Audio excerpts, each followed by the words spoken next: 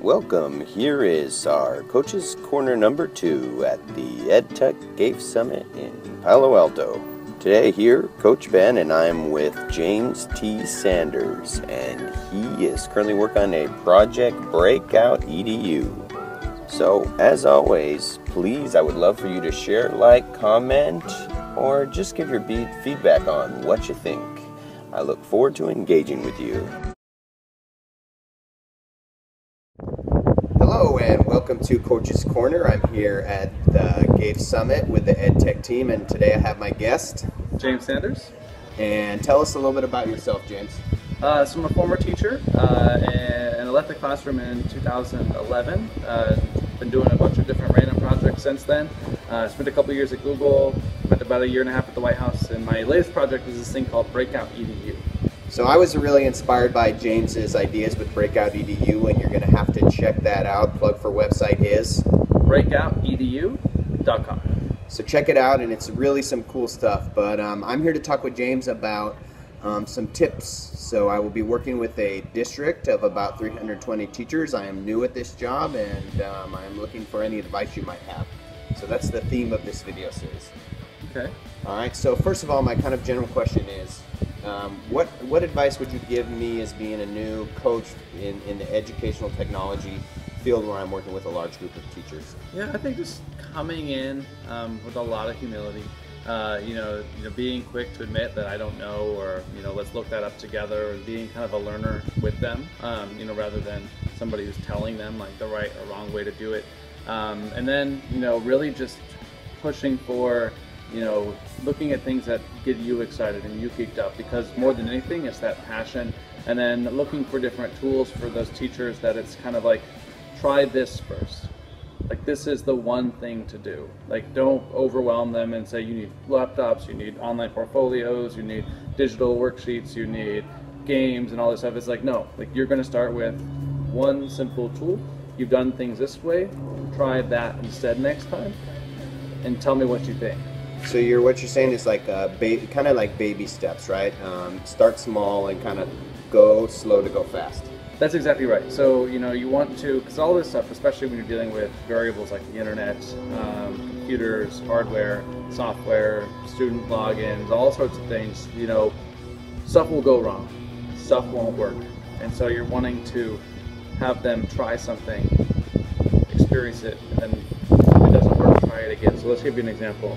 Maybe you're going to be doing something around an online student discussion.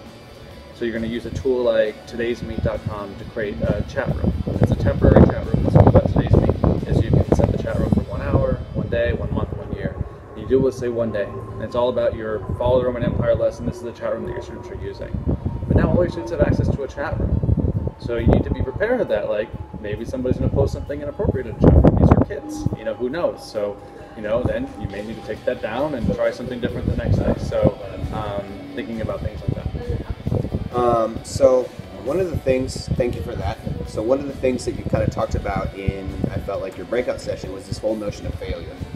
So how do you get people comfortable with failing? Yeah, and it's super hard. So it's trying to design lessons where it's okay. Like, what I mean by that is when you're playing Angry Birds or you're playing a video game, where it's really okay just to try something, and if it doesn't work, try something else. So you might set it up, let's say you're teaching a math classroom where there's an online Google form that's password protected, and the password is the answer to that math problem. By then students can type in answers until they get it right. So they can solve the problem, try it, it's wrong, and they know that they did something wrong in the work. And that's okay, because then they just try again. Their goal is to get into that next folder, rather than like they put it on a worksheet, you're going to give them a grade on how they did. With Breakout EDU, our concept is to design games where they have to go and unlock locks and solve puzzles, and that's naturally set up to where it's like, you can try it, it doesn't open the lock. You try it again, it doesn't open the lock. And one thing that we use, and there may be some application outside of other areas, is these things called hint cards. And it's like a symbol or something that the students, when they're ready to ask for help, they ask for it. So in the game, they're trying to solve the problems in 45 minutes, and they have these 2 cards that they can play whenever they need to ask for help. That helps me as a teacher or the facilitator to not intervene too soon.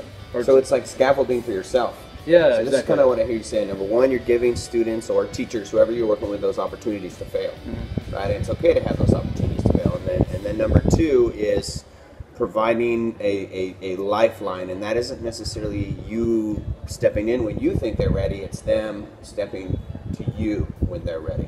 Yeah. So trying to, I think the game naturally sets it up to where they are eager to get an answer and they will ask for help.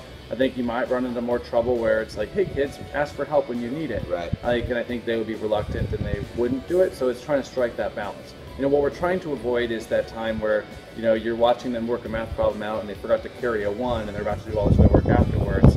You say, oh, make sure to do that 1. Then you're coddling them too much. You want them to go through that process and fail and then have to go back and look at it, but it's hard. I think our current paradigms for teaching and learning and grading and assessment aren't set up for failure being a good thing. So I think it's also being comfortable with trying a new model or creating lessons that aren't going to be in the grade book or in some sort of assessment. So also I think, one thing I'd like to add is just that notion of you failing, you being comfortable with failing in front of kids. Yeah.